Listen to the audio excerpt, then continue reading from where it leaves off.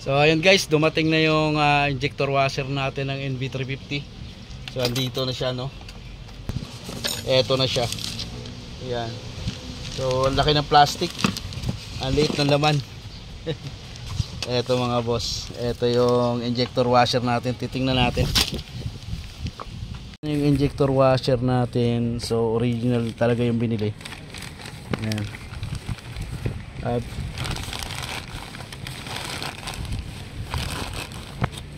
so eto na siya mga bossing. Yan, ngayon sasalpak na natin to. Yan, yan yung injector washer nya. So ngayon sasalpak na natin to sa NV350 para tingnan natin kung may improvement. Malinis na idol, tol. Tol, pabukas nga ng isa, tol. Injector washer natin. Lahat to? Oo. Kaya ko yung pasok ito.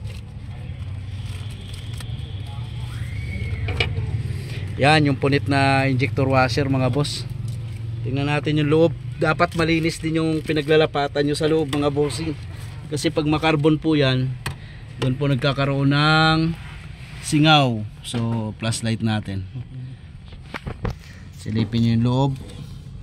Yan, malinis na po yung pagpapatungan natin. Pagsasandala natin dito sa washer. Pinasak ko ulit para sigurado malinis.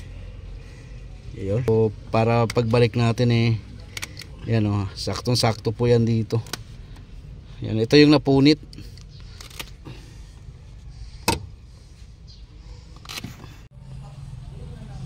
Lagay na natin to. Itong ating injector. Ayan ang mga washer mga bossing.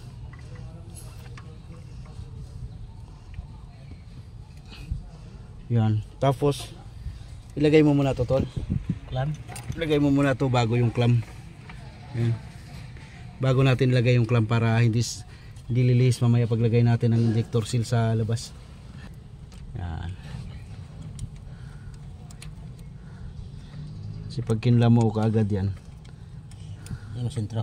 hindi masentro yan. Higpitan mo na yan. Higpit muna ang konti. So ayan, yung ginawa muna namin ay nilagay muna namin yung fuel line bago namin lalagyan ng injector clamp mga boss. Kasi pagka inuna po natin yung injector clamp, maaring lumihis po yan at magkaroon ng tagas doon sa ating fuel injector seal. Ganyan po ang gagawin muna. Isesentro muna natin, hihigpitan muna natin yung fuel line para maiwasan po natin pagkatabingi doon sa seal at maisentro kaagad natin yung fuel line pag nakalagay na yung ating valve cover. Yan, nahigpitan na nga namin yung fuel line mga boss. Tapos yan, sinunod namin yung clamp. Saka natin hihigpitan yung bolt. Ayan mga bossing, hihigpitan na natin yan para talagang sentrong-sentro yung injector. Sunod mo naman ito ang dos. Isa-isahin natin. Tanggalin din. 4 na washer yan. Luwagan mo muna to. Tapos lilinisin din yung ilalim. Bubunutin na nga natin lahat ng ating mga fuel injector para mapalitan ng lahat ng washer para talagang sigurado tayong hindi na tayo masingawan dito mga bossing. Saka naman natin i-observe. Ngayon, papaanda rin natin yan na wala muna yung valve cover para makita natin kung may mga singaw pa yung ating fuel injector.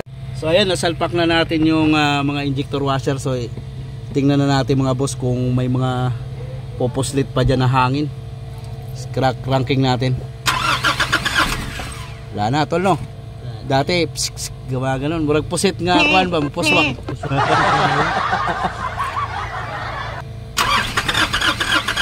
Wala na.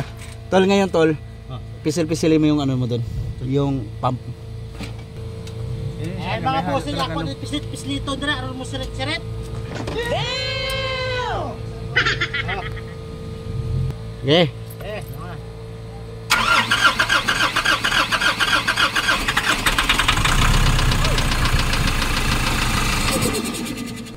Wala nang singaw, idol. Okay.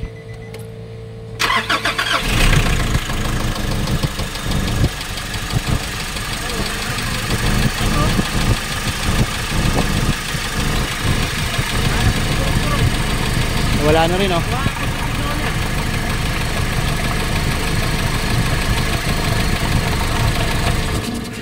galing. Ang galing. Pababayin mo natin lang guys. Okay, isa pa. Wala nang bulwak mga boss. Isa pa.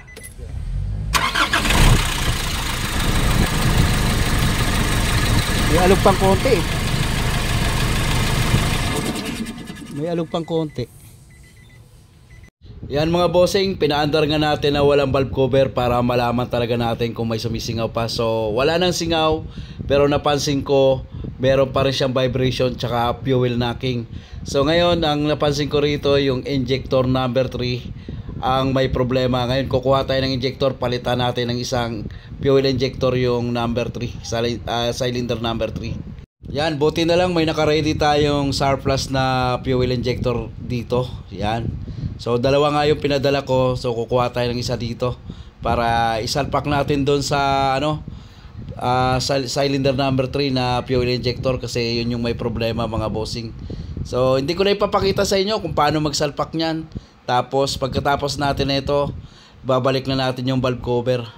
Ayan, para ma-observe natin kung may pagbabago sa pagpalit natin ng injector washer at saka isang fuel injector. Ayun mga boss, nagpalit tayo ng injector na isa sa number 3. Kanina napaandar natin, nawala na natin yung singaw doon sa washer niya. So napansin natin kanina na umuuga pa rin tapos may fuel knock. So ngayon, start na natin. Titingnan ko kung may knocking pa rin pag nire-rev. Yun. Matining na siya mga bossing. Wala na yung gumaganon yung makina niya. Ang pagdating nito, di ba? Parang inuubo siya. Oh, yes sir. Yun yung natin dati. Ayan, Wala siyang ganun eh. overtime ulit kami. Ayan. So matining na po yung NB350 natin. Yan, sa fuel injector ang pinalitan natin dito. Tsaka lahat ng injector washer.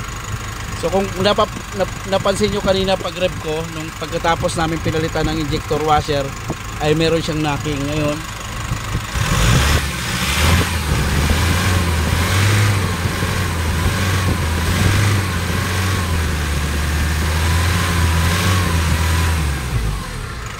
wala na siya mga boss.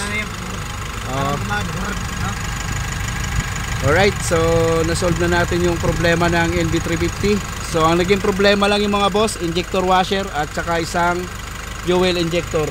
Yan, nagpalit tayo ng fuel Everybody injector. happy. Happy everybody. Everybody happy. Okay, ayos na mga bossing. Wala tayong check engine. Ayan. Alright, so bukas sang maaga saka namin huhugasan naman to. Saka namin ipipix lahat.